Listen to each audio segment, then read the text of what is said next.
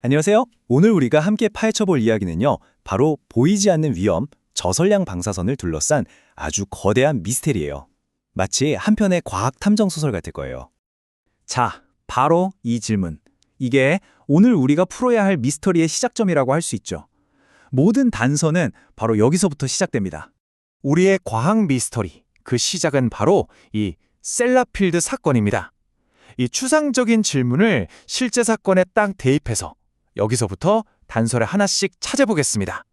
자, 그럼 첫 번째 단서부터 한번 살펴볼까요? 바로 셀라필드 퍼즐입니다. 이 사건이 도대체 왜 이렇게 미스터리가 됐는지 그 속을 자세히 들여다보죠. 그런데 말이죠. 공식적인 초기 결론은 좀 이상했어요. 방사선량이 너무 낮아서 암의 원인이라고 볼 수 없다. 이런 식이었거든요. 아니, 그럼 대체 뭐 때문일까요? 미스터리가 점점 더 깊어지죠? 하지만 이 공식적인 결론의 정면으로 아니라고 말하는 첫 번째 증거가 등장합니다.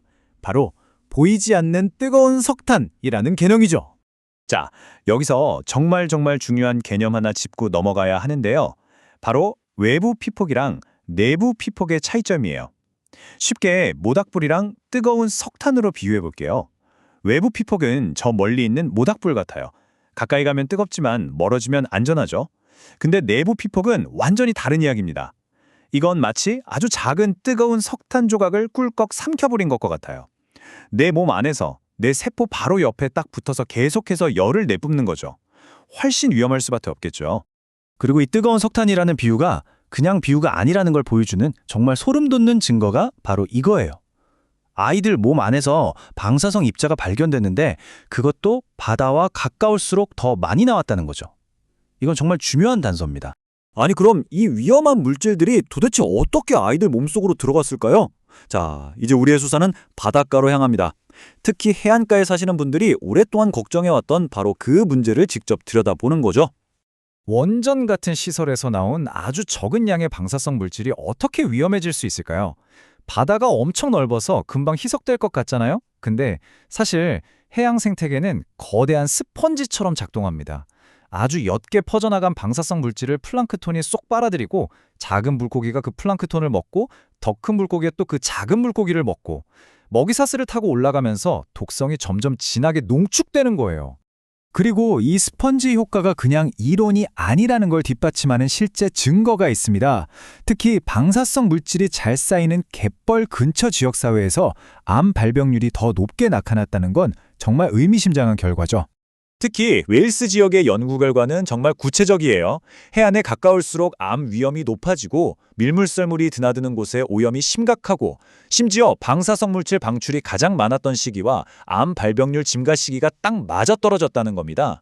이건 해안가 주민들의 오랜 걱정이 그냥 느낌적인 느낌이 아니었다는 걸 보여주는 아주 강력한 증거라고 할 수 있겠죠. 자, 이제 이 과학 논쟁의 가장 핵심으로 들어가 보겠습니다. 어쩌면 문제의 근원일 수도 있는데요. 바로 위험을 재는 도구 자체에 대한 이야기예요. 보통 정부나 국제기구에서 이 정도는 안전합니다 라고 말할 때 쓰는 기준이 있거든요. 그게 바로 국제방사선방호위원회 ICRP가 만든 위험 모델이라는 건데요. 전 세계가 공통으로 사용하는 공식적인 위험 측정용 자라고 생각하시면 쉬워요. 그런데 만약에 말이죠. 우리가 안전의 기준으로 철석같이 믿고 있던 바로 그 자의 눈금이 애초에 잘못 새겨져 있었다면 어떨까요? 모든 게 달라지겠죠? 여기서부터 정말 충격적인 숫자들이 등장하는데요. 첫 번째 숫자, 700배입니다. 그리고 여기서 끝이 아니에요. 그 차이가 점점 더 벌어져서 무려 2000배까지. 아니, 이 어마어마한 숫자들이 도대체 어디서 나왔을까요? 바로 체르노빌 사고 피해자들이나 여러 나라의 소아백혈병 사례들을 독자적으로 분석한 연구들에서 나온 겁니다. 이 연구들이 말하는 건 딱 하나예요. 공식적인 위험 측정용 자가 실제 위험을 정말 터무니없이 말도 안 되게 낮게 보고 있었다는 거죠. 자, 이제 흩어져 있던 단서들이 거의 다 모였습니다. 이 한편의 과학 탐정 이야기가 우리에게 최종적으로 뭘 말해주고 있는지 한번 정리해 보겠습니다. 자, 우리가 지금까지 추적해온 단서들을 한번 모아볼까요? 첫째, 우리 몸 안으로 직접 들어온 방사성 물질, 그러니까 내부 피폭의 위험이 우리가 생각했던 것보다 훨씬 더 클 수 있다는 거. 둘째, 특히 바닷가는 방사성 물질이 스펀지처럼 농축될 수 있는 특별한 위험 지역이라는 점. 그리고 마지막으로 셋째, 우리가 안전하다고 믿어왔던 그 기준 자체가 지금 뿌리부터 흔들리고 있다는 겁니다. 이 모든 걸 종합해보면 셀라필드의 미스터리가 조금씩 풀리는 것 같지 않나요?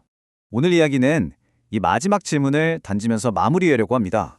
우리가 위험을 재는 도구 자체를 믿을 수 없다면 우리는 도대체 무엇을 기준으로 이만하면 안전하다고 말할 수 있을까요? 참 어려운 문제죠. 앞으로도 계속해서 독립적인 연구와 날카로운 질문이 왜 중요한지 다시 한번 생각하게 만드는 지점인 것 같습니다.